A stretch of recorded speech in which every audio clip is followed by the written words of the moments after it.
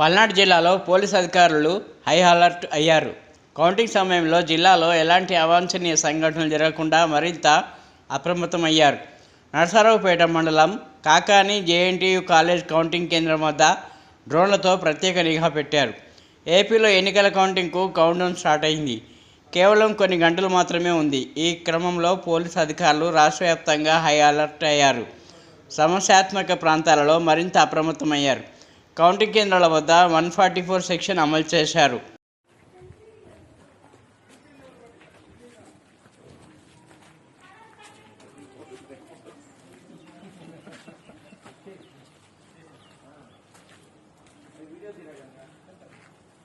నువ్వు తీరా నువ్వు